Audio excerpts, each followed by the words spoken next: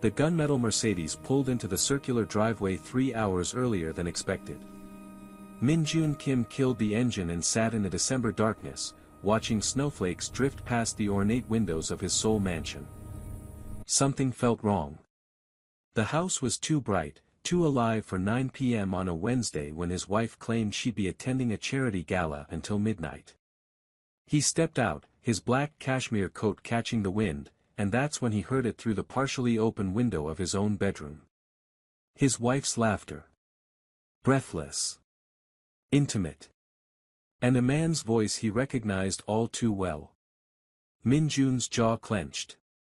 His hand instinctively moved toward the gun at his hip, but before he could take another step, a soft hand touched his arm from the shadows near the servants' entrance.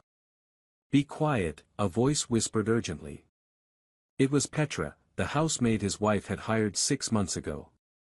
The young black woman's eyes were wide with fear, but also something else. Determination. She pulled him back into the darkness, her finger pressed to her lips, and in that moment, Min-Jun Kim, the most feared mafia boss in Seoul, did something he rarely did. He listened. What he was about to discover would burn his entire world to ashes, but from those ashes, something unexpected would rise. Hello, beautiful souls, and welcome back to the Afro-Korean channel, where your favorite love stories come alive with all the passion, drama, and emotion you crave. Before we dive into today's explosive tale, I want to wish each and every one of you a very Merry Christmas and Happy Holidays. May this season bring you love, joy, and all the blessings you deserve. Now, settle in because tonight's story is going to take you on a ride you won't forget. Trust me, you'll want to stay until the very end for this one. Petra's hand trembled as she held Min-Jun's arm, guiding him away from the front entrance and toward the side garden where the shadows were thicker. The snow crunched softly beneath their feet, each step measured, calculated. She could feel the tension radiating from his body, the barely contained rage of a man who just had his world tilted on its axis. "Talk," Min-Jun commanded, his voice low and deadly. Even in a whisper, it carried the weight of authority. "And this better be good, or you're fired for touching me." Petra swallowed hard. She'd rehearsed this moment in her head 100 times over the past 2 weeks, but now that it was here, the words stuck in her throat. She looked up at him, this man whose reputation preceded him like thunder before a storm. Min-Jun Kim. 34 years old. Ruthless. Brilliant. Deadly. And, she'd discovered over 6 months of working in his home, desperately lonely. "Your wife," she began, her Nigerian accent thick with emotion. "She's not just cheating on you, sir. She's planning to kill you." The words hung in the frozen air between them like a death sentence. Min-Jun's expression didn't change, but Petra saw his pupils dilate, saw the way his breathing shifted, became more controlled. "Explain. Everything. Now." So she did. 2 weeks ago, Petra had been cleaning the upstairs study, the one Mrs. Kim, Hannah, thought was locked. But Petra had learned early in her employment that in a house this big, there were always spare keys, always ways to access the forgotten corners. She'd been dusting the bookshelf when she heard voices in the adjoining room. Hannah's bedroom. The one she no longer shared with her husband. The walls in old mansions were thick, but the heating vents carried sound like whispered secrets. And what Petra heard made her blood run cold. 3 more weeks, Hannah had said, her voice sharp and calculating. The insurance policy updates on January 1st. Double indemnity. $50 million, Taeyang. 50 million, and we can finally be together without hiding. The man's response was eager, hungry. "And you're sure the plan will work? Your husband isn't stupid, Hannah. He survived assassination attempts from rival gangs. What makes you think?" "Because he trusts me," Hannah interrupted, and Petra could hear the smile in her voice. "He doesn't love me, hasn't touched me in over a year, but he trusts me. And that's his weakness. On Christmas Eve, during the annual family gathering, I'll put the antifreeze in his whiskey. Just enough. It'll look like a heart attack. The family doctor is already paid off. And you, my darling, will be on a plane to Japan with a perfect alibi. Petra's hands had frozen on the dust cloth as she listened, her heart hammering so hard she thought they might hear it through the walls. And the maid? Taeyong had asked. The black girl. She's always around, always watching. What if? Petra? Hannah had laughed, cold and dismissive. She's nobody. An immigrant desperate for work. Even if she suspected something, who would believe her over me? Over us? She'll be deported back to Lagos before she could finish making an accusation. Now, standing in the snow-covered garden, Petra watched Min-jun process this information. She'd expected rage, expected him to storm into the house with guns blazing. Instead, he pulled out his phone and made a call. Young-woo. I need you at my location. Bring the team. And bring recording equipment. He paused. Because I'm about to catch a snake, and I want evidence before I cut off its head. He ended the call and looked at Petra properly for the first time. Really looked at her. She was young, mid-20s maybe, with rich dark skin that caught the moonlight and eyes that held more courage than most of his trained soldiers. She wore the simple black and white uniform of house staff, but she stood before him without cowering, even though she had every reason to be terrified. Why didn't you come to me sooner? He asked. Petra met his gaze steadily. Because I needed proof, sir. And because I needed to know if you were worth saving. The audacity of the statement would have gotten anyone else killed. Instead, Min-jun felt something he hadn't experienced in years. Respect. And something else he couldn't quite name. And, he asked. Am I? I watched you for 2 weeks, Petra said quietly. I saw how you donate to the children's hospital under fake names. How you paid for your driver's daughter's wedding when he was too proud to ask. How you visit your mother's grave every Sunday, even when you're exhausted. So yes, sir. I think you're worth saving. Before Min-jun could respond, headlights swept across the garden. Young-woo had arrived, along with 3 other men from Min-jun's inner circle. They moved like shadows, professional and silent, gathering around their boss in the darkness. What's the play?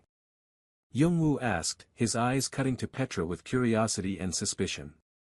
We're going to give my dear wife exactly what she wants, Min-jun said, a smile playing at his lips that didn't reach his eyes.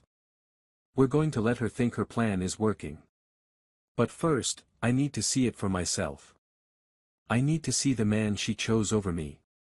He turned back to the house, and this time when he moved, it was with purpose. Petra followed, her heart racing. The other men flanked them, professionals at making themselves invisible. They entered through the servants' entrance, moving through the kitchen and up the back staircase that the staff used. Petra led the way, knowing every creaking board, every squeaky hinge. They reached the 2nd floor, and she guided them to a door adjacent to the master bedroom. It was a storage closet, rarely used, but it had a connecting door that had been locked from the bedroom side. Min-jun tested the handle. Locked, as expected. He pulled out a small tool kit from his coat, another reminder that before he was a boss, he'd been a soldier in the streets, learning every skill necessary for survival. The lock clicked open in seconds. The closet was dark and cramped with all 5 of them inside, but through the narrow gap in the connecting door, they had a perfect view of the bedroom. And there, in the bed Min-jun had bought for his wife as an anniversary present, was Hannah. And straddling her, his face buried in her neck, was Park Taeyong. Min-jun's cousin. His blood. The man he'd trusted as his second-in-command for 8 years. The betrayal hit harder than any bullet ever had. Petra watched Min-jun's face in the darkness and saw something break behind his eyes. Without thinking, she reached out and touched his hand. Just a brief contact, a reminder that he wasn't alone in this moment. His fingers twitched, then briefly, so briefly she might have imagined it, they squeezed hers in acknowledgement. Young-woo was already recording with a small, professional camera, capturing every angle, every damning moment. The audio picked up everything. Hannah's breathless confessions of love to Taeyong. Taeyong's promises of the life they'd build once Min-jun was dead and buried. The specific details of their plan, repeated now in the hazy afterglow of their passion. Christmas Eve, Hannah murmured, trailing her fingers down Taeyong's chest. Just 5 more days. Can you wait 5 more days, my love? I've waited 2 years, Taeyong replied, kissing her deeply. What's 5 more days to be free of him? To have you, the money, and control of the organization. We'll rebuild it, make it ours. Make it better. He never appreciated me, Hannah continued, her voice bitter now. Married me because his mother wanted grandchildren, traditional heirs. But he couldn't even do that right. Too busy with his empire to remember he had a wife waiting at home. Min-jun's jaw clenched so hard Petra heard his teeth grind. She knew this part was true. She'd heard the arguments, the long silences, the separate bedrooms.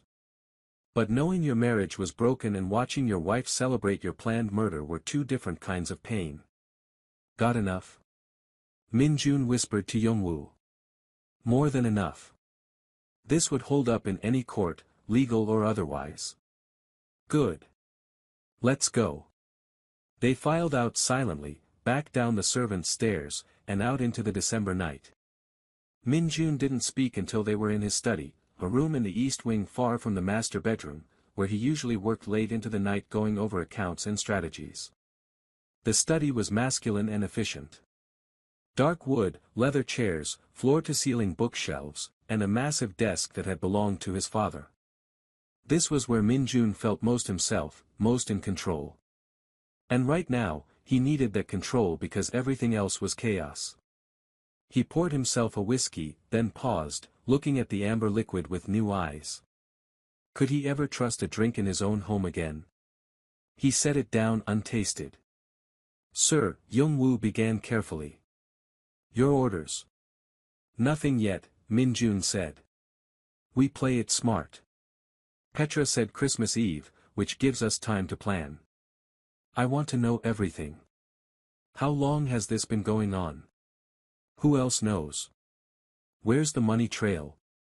The doctor she mentioned, find him. The insurance policy, verify it. I want every detail of their plan mapped out before we move. And them? One of the other men jerked his head toward the bedroom wing. They continue exactly as they are. Hannah suspects nothing. Taeyong suspects nothing. Let them think they're clever. Let them think they're winning. Min-jun's smile was cold enough to frost the windows. The best traps are the ones the prey walks into willingly. The men nodded and began to file out, already making calls, setting plans in motion. Young-woo paused at the door.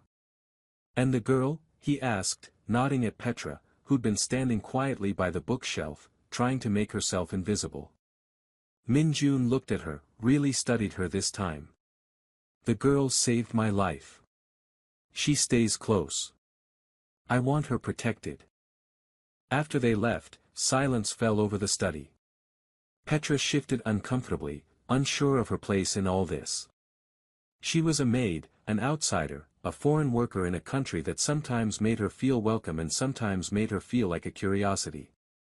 And now she was tangled in the dangerous world of Korean organized crime. You should sit, Min-jun said, gesturing to one of the leather chairs. I'm staff, sir. I shouldn't. Sit. The command in his voice left no room for argument. Petra sat, perching on the edge of the chair like a bird ready for flight. Min-jun poured another whiskey, then paused and looked at her. Do you drink? Not really, sir. Smart. He set the bottle down and moved to a small fridge, pulling out a bottle of water instead. He handed it to her, then took one for himself. Tell me about yourself. And don't call me sir every sentence. My name is Min-jun. I couldn't possibly. You just saved my life and called me out on whether I deserved saving. I think we're past formalities, don't you? Petra couldn't help it. She smiled. It was small and fleeting, but it was there. Okay.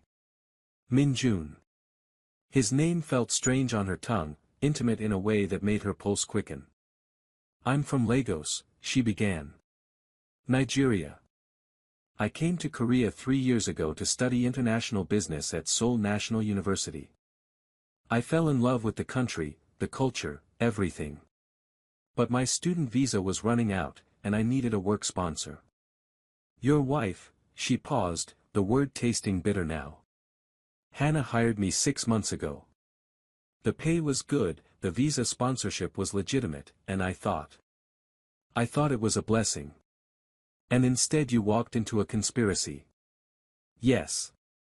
Min-jun studied her, and Petra felt exposed under that gaze. He had a way of looking at people like he could see through all their layers, all their defenses, straight down to the truth of who they were. You could have stayed quiet, he said.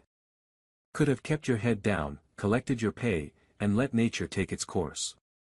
Why risk yourself for a stranger?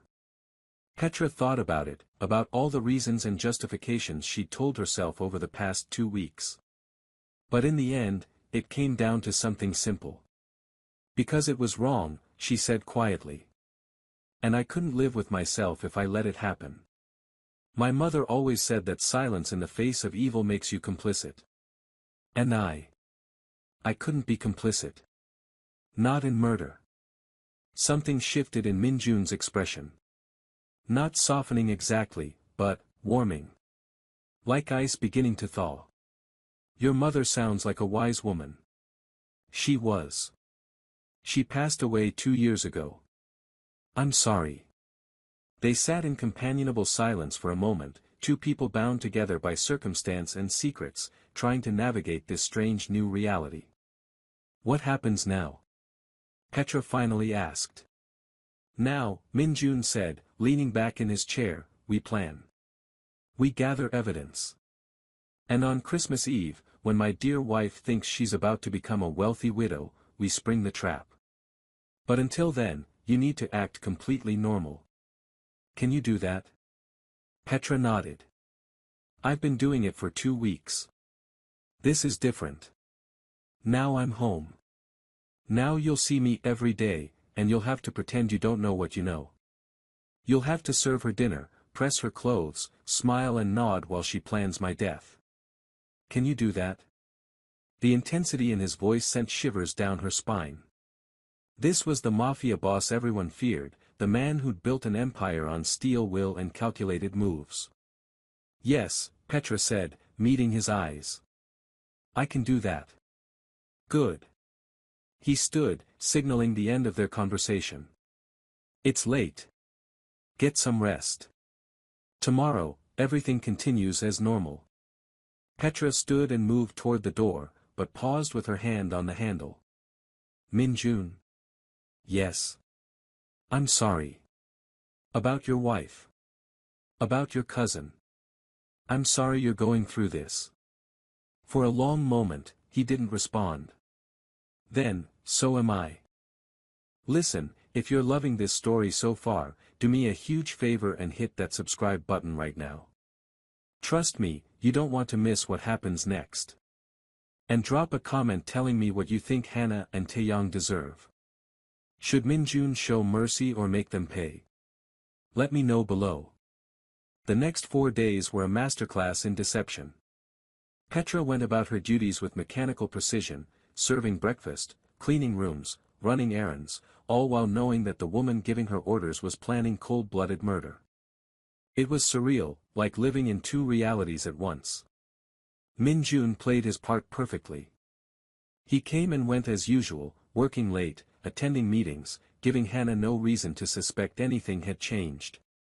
But late at night, when the house was quiet and Hannah was asleep in her separate bedroom, he and his team worked. Young-woo and the others dug up everything. The affair had been going on for 18 months.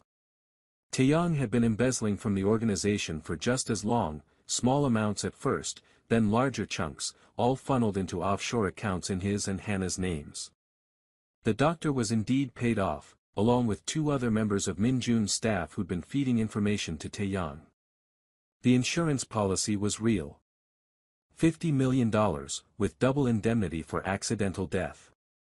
The antifreeze was already purchased, hidden in Taeyang's apartment in a locked safe. They'd thought of everything. Except for one thing. They'd underestimated the quiet maid who cleaned their secrets and kept her own counsel. On the morning of Christmas Eve, Petra was arranging flowers in the main hall when Hannah descended the grand staircase, dressed in an elegant cream dress, diamonds at her throat and wrists. She looked like a magazine cover, all polished beauty and grace. Looking at her, you'd never suspect the monster underneath. Petra, Hannah called, her voice carrying that particular tone of command mixed with condescension that Petra had come to hate.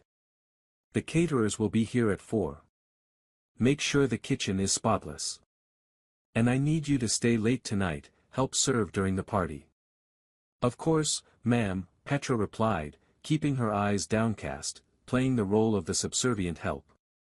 Wear the formal uniform, the black one. Tonight needs to be perfect. We're celebrating the holidays, and Min Jun's mother's memory. Family tradition.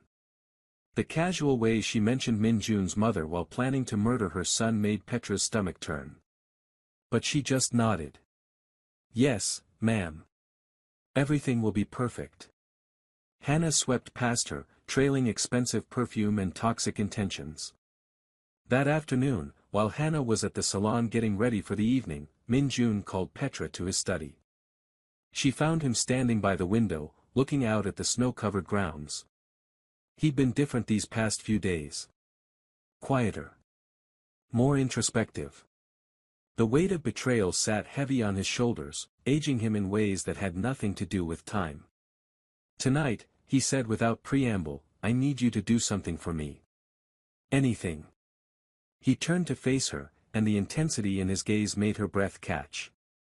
Over the past few days, something had shifted between them. They'd talked late into the night, sharing stories, dreams, pieces of themselves they rarely showed others. She'd learned about the boy who'd been forced into his father's world too young, who'd built walls around his heart so high he'd forgotten what it felt like to let someone in. And he'd learned about the girl who traveled across the world chasing dreams, who valued honor and truth above comfort. The connection between them was undeniable, crackling like electricity every time they were in the same room. But neither had acknowledged it. How could they, with everything else hanging in the balance? I need you to wear this, Min Jun said, holding up a small device that looked like a button. It's a camera and microphone. Young-woo designed it. You'll be serving drinks tonight, moving through the party. I need you to record everything, especially when Hannah makes her move. Petra took the device, turning it over in her fingers. It was tiny, nearly invisible. Where should I put it? Your uniform has a collar. Pin it there. It'll capture audio and video of everyone you interact with. Okay. She slipped it into her pocket. What about you? Will you drink anything she gives you? A ghost of a smile crossed his face. I appreciate the concern, but no. Young-woo will be here, undercover as extra security. He'll switch any drink she hands me. We're not taking chances. Good. They stood there, the air between them thick with unspoken words. Petra knew she should leave, should go prepare for the evening ahead, but her feet wouldn't move.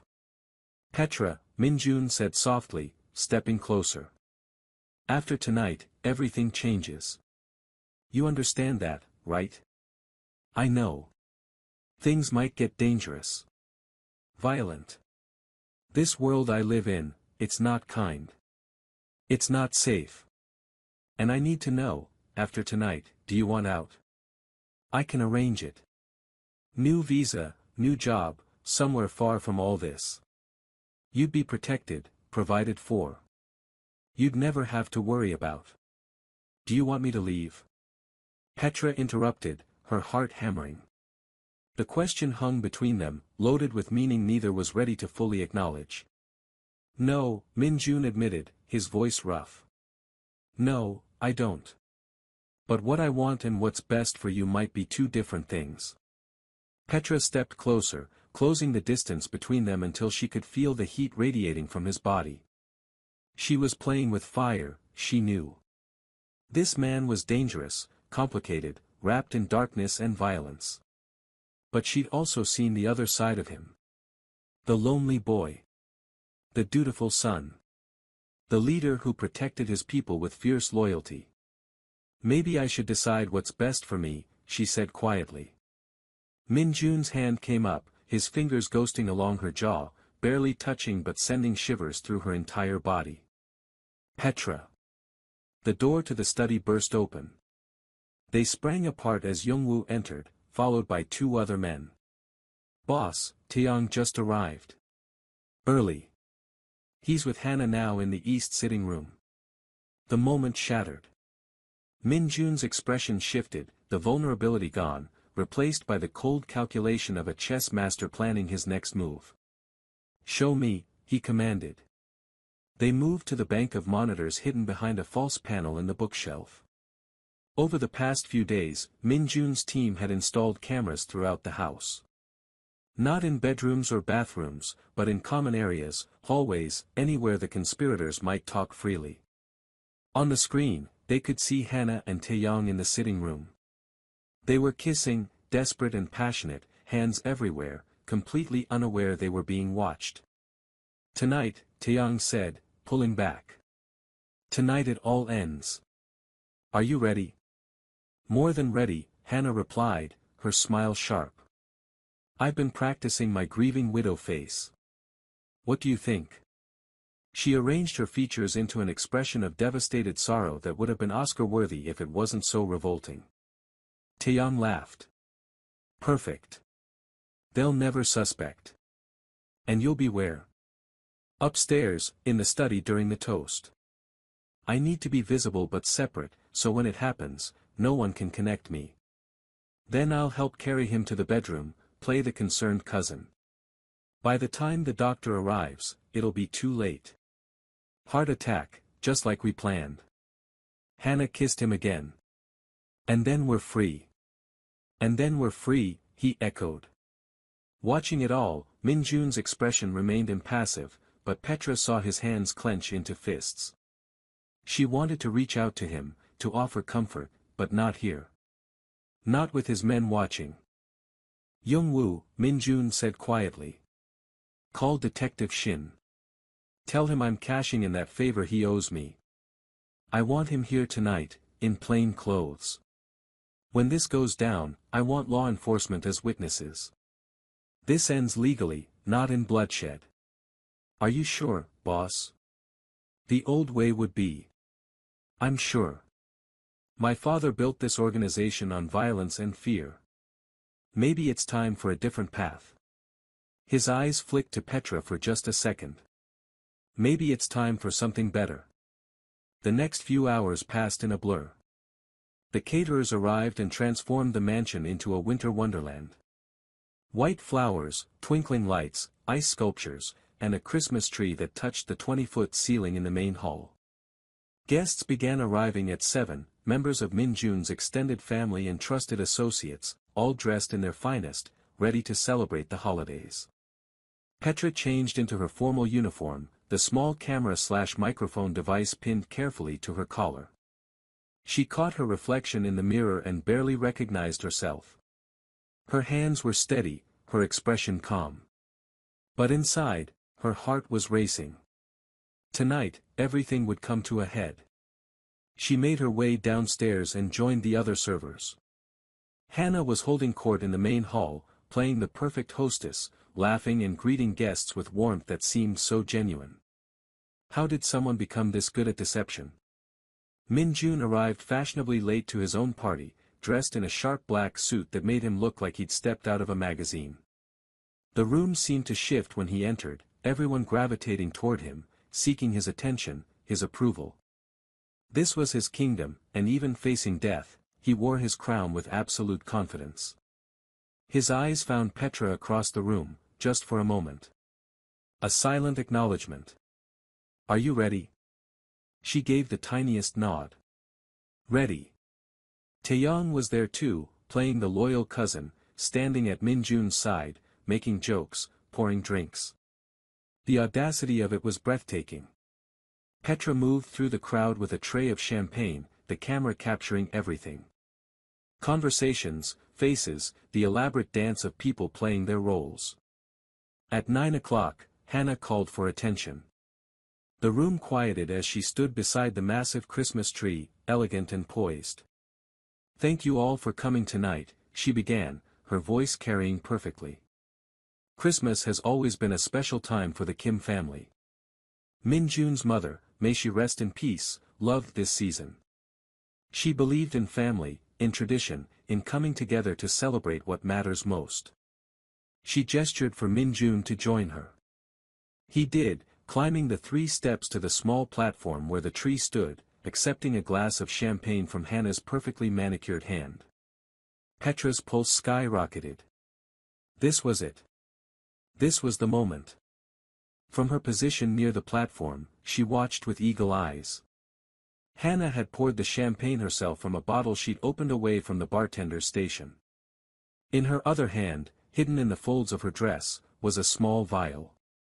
But before Hannah could make her move, Youngwoo was there, smooth as silk, bumping into her gently. "So sorry, ma'am, excuse me." In the brief chaos of the collision, drinks were switched, positions shifted. When everything settled, Minjun was holding a different glass. The one meant for him was now in Youngwoo's hand. Hannah didn't notice. She was too focused on her performance. "To family," she said, raising her glass. "To tradition. To the year ahead and all it holds." "To family," the room echoed. Minjun raised his glass but didn't drink. Instead, he spoke. "Actually, before we toast, I have something to say." Hannah's smile flickered. "Darling, maybe after." "No. Now." His voice cut through the room like a blade. The temperature seemed to drop 10 degrees. "You talk about family, Hannah. About tradition. About what my mother believed in. Do you know what she believed in most?" The room had gone deathly silent. "Loyalty," Minjun continued. "She believed that family meant loyalty above all else. That betrayal was the worst sin. That traitors deserved no mercy." Hannah's face had gone pale. "Minjun, what are you? Tell me, wife, what's in this glass you just handed me?" He held it up, the champagne catching the light. "Champagne, obviously. Are you feeling well? Maybe you should sit. Youngwoo, have it tested." Youngwoo pulled out a small device, dipped a test strip into the champagne, and waited. Seconds later, it changed color. Ethylene glycol. Antifreeze. Enough to kill a man in 12 hours, symptoms mimicking a heart attack. The room erupted. Gasps, shouts, people backing away from Hannah like she was radioactive. "You're insane," Hannah hissed. "I don't know what kind of game you're playing, but..." "No games. Just truth." Minjun gestured, and suddenly the wall behind the Christmas tree lit up. A projector screen descended, and video began to play. Hannah and Taeyong in bed. Their conversations planning his murder. The money trails. The doctor's testimony, already recorded after Youngwoo had paid him a very persuasive visit. Every damning detail, displayed for all to see. Hannah's face went from pale to gray. Taeyong tried to run, but 2 of Minjun's men were already there, blocking the exit. "The police are outside," Minjun said calmly. "Detective Shin has been listening to everything. You'll be arrested, tried, and convicted. Both of you. Not by my hand, but by the law. Because unlike you, I'm not a murderer." "Minjun, please," Hannah begged, dropping the act, her true desperation showing. "I can explain. We can work this out. You love me, you. I married you because my mother asked me to, in her last days. She wanted me to have family, to not be alone. I tried to love you, Hannah. God knows I tried. But you can't love someone who's hollow inside. Someone who only sees dollar signs when they look at you. He turned to Taeyong. And you? My cousin. My blood. I trusted you with everything. How much did she pay you? Or was it love? The word dripped with sarcasm. Was she worth betraying 8 years of brotherhood? Taeyong said nothing. There was nothing to say. Detective Shin entered with 4 uniformed officers. Kim Hannah, Park Taeyong, you're under arrest for conspiracy to commit murder, fraud, and embezzlement. You have the right to remain silent. As the police read them their rights and led them away in handcuffs, the party guests stood in shocked silence. Then, slowly, they began to applaud. Because in this world, in Min Jun's world, strength and justice were respected above all else. He'd been betrayed, but he'd won. And he'd done it with his head held high. After the police left, after the guests departed with whispered conversations and backward glances, after the caterers cleaned up and the house fell quiet, Min Jun stood alone in his study, staring at nothing. Petra found him there an hour later. She'd changed out of her uniform into simple jeans and a sweater. She knocked softly on the open door. Come in, he said without turning around. She entered, closing the door behind her, and for a long moment, neither spoke. It's done, Min Jun finally said. It's over. Yes. I should feel something. Vindication. Satisfaction. But I just feel empty. Petra moved closer, her heart breaking for him. You lost people you trusted. It's okay to grieve that. She was going to kill me. He said it like he still couldn't quite believe it. My own wife was going to poison me and smile while I died. I know. And Taeyong. My cousin. We grew up together. I trusted him with my life. I know. He finally turned to look at her, and the vulnerability in his eyes took her breath away. Why did you save me, Petra? Really? You could have walked away. She stepped closer until there was barely any space between them. Because when I look at you, I don't see a mafia boss or a criminal or whatever label people want to put on you. I see a man who visits his mother's grave every Sunday. Who pays for weddings and hospital bills and tries to be better than the world expects him to be. I see someone worth saving. Petra. His hand came up to cup her face, thumb stroking her cheek. You saved my life. How do I repay that? You don't, she whispered. You just, live. Live the life they tried to take from you. Live it fully and well and without looking back. The kiss happened naturally, inevitably, like gravity pulling them together. His lips met hers with a gentleness that contradicted everything she knew about him, a softness reserved only for this moment, only for her. Petra melted into him, her hands sliding up his chest to loop around his neck, and for the first time in weeks, the tension bled out of both of them. When they finally pulled apart, both breathing hard, Min Jun rested his forehead against hers. Stay, he said. Not as a maid. Not as staff. Stay with me. I know it's fast, I know it's crazy, but I... Yes, Petra interrupted, smiling. Yes, I'll stay. Because sometimes salvation comes from the most unexpected places. Sometimes it comes in the form of a brave woman who refuses to stay quiet. And sometimes, in the ashes of betrayal, something beautiful can grow. Before I tell you what happens next, if you've made it this far, you're clearly invested in Min Jun and Petra's story. Show some love by hitting that like button and leaving a comment. Do you think they'll get their happy ending? Or is there more drama to come? Let me know what you think. The trial came 3 months later, in March when Seoul was shaking off winter's grip. It was a media sensation. The beautiful socialite and the charismatic consigliere, accused of plotting to murder one of the city's most powerful men. The evidence was overwhelming.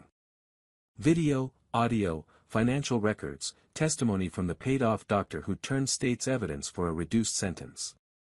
Hannah's lawyers tried everything. They claimed coercion, fraud, insanity. But the jury deliberated for less than 4 hours. Guilty on all counts. 25 years to life. Taeyong fared no better. In addition to the conspiracy charges, the embezzlement added another 15 years.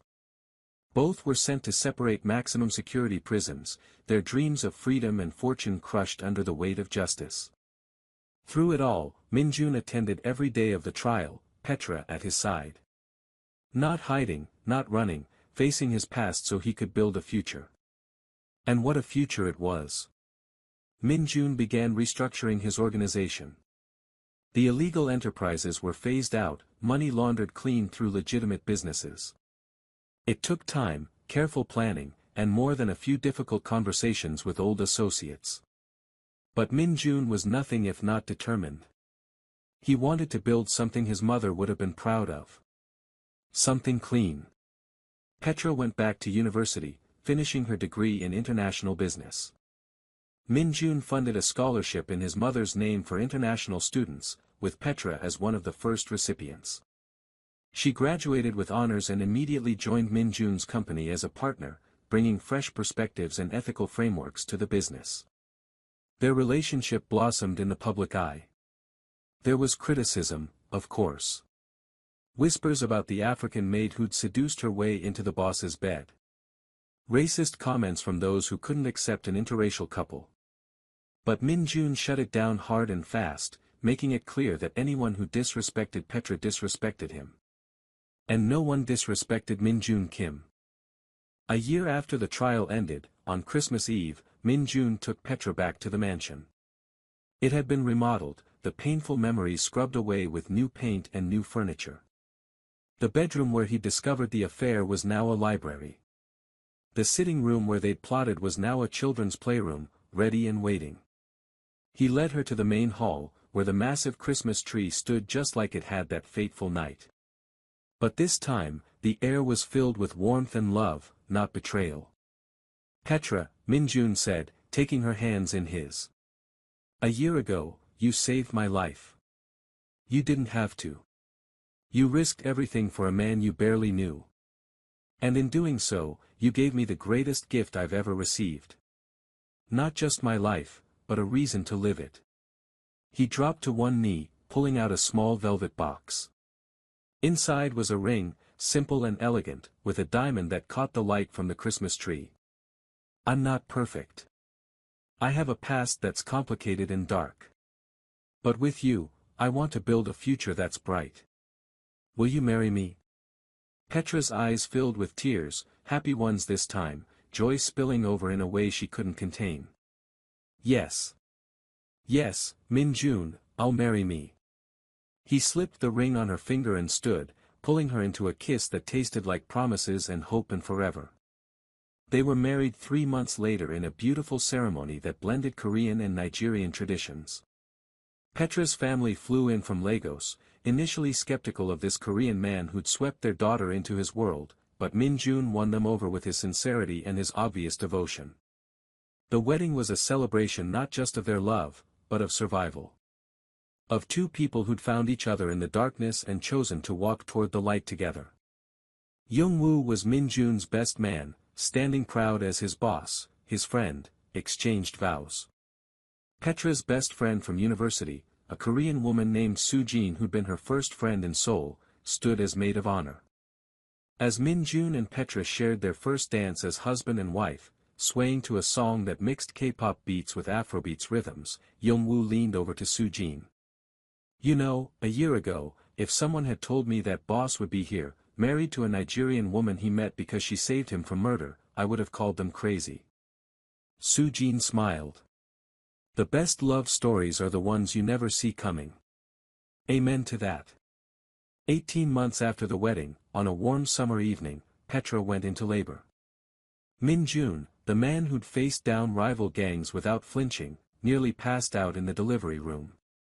But when he held his daughter for the first time, a tiny perfect blend of him and Petra with wise eyes and a strong grip, he wept. They named her Grace Minji Kim. Grace for the undeserved favor that had saved Minjun's life. Minji for Minjun's mother, who'd always believed in family and loyalty. As Minjun sat in the hospital room, Petra sleeping peacefully, their daughter in his arms, he thought about how close he'd come to losing it all. How two whispered words, "Be quiet," had changed the trajectory of his entire life. He thought about Hannah, rotting in prison, and Taeyang, whose greed had cost him everything. He felt pity for them now, not anger. They'd chosen their path, and he'd chosen his. And his path had led him here. To love. To redemption. To a future he'd never imagined possible. Grace made a small sound, and Minjun looked down at her, this tiny miracle who represented everything good in his life. "I'm going to be better for you," he whispered. "I'm going to build a world where you're safe, where you're loved, where you never have to be afraid. I promise." And Minjun Kim always kept his promises. 5 years later, the Kim family had grown in more ways than one.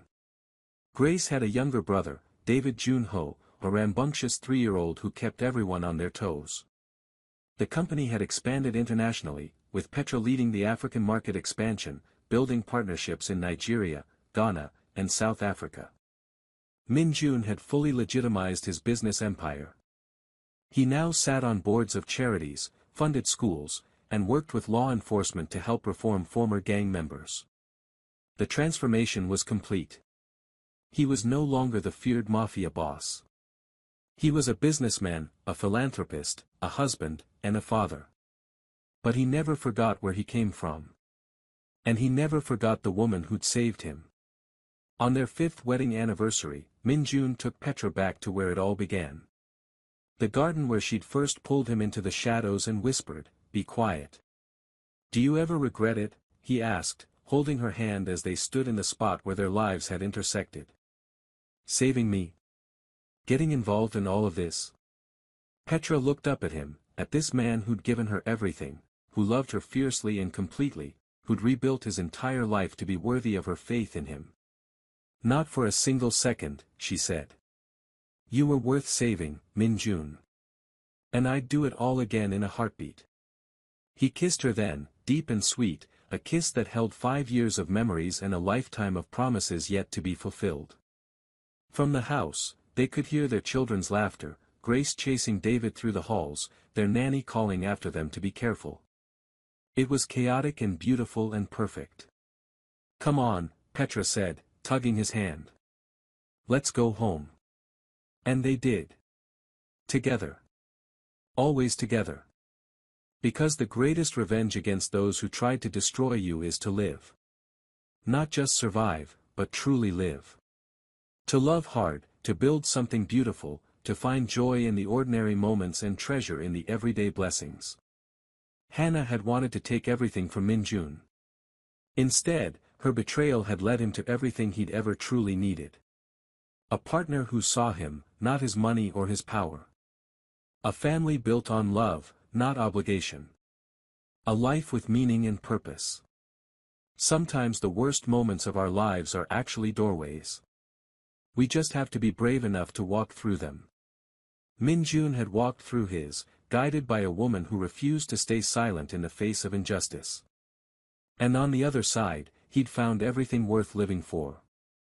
As the Kim family gathered around the dinner table that night, Grace chattering about her day at school, David making a mess with his food, Petra laughing at something Youngwoo said, he'd become Uncle Youngwoo, a regular fixture at family dinners, Minjun felt a peace he'd never known existed. This was home. This was love. This was what it meant to truly live. And it all started with 2 words whispered in the darkness, "Be quiet."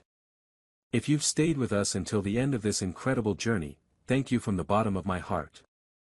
This is what the Afro-Korean channel is all about, stories of love that transcend boundaries, of courage in the face of evil, of redemption and second chances. If this story touched your heart, please like this video, subscribe to the channel, and share it with someone who needs to hear a story of hope today. Drop a comment and let me know what your favorite part was. Was it the betrayal? The revenge? The love story? I want to hear from you. And remember, beautiful souls, sometimes the greatest love stories start in the darkest places. Stay blessed, stay loved, and I'll see you in the next one. Merry Christmas and happy holidays to you and yours.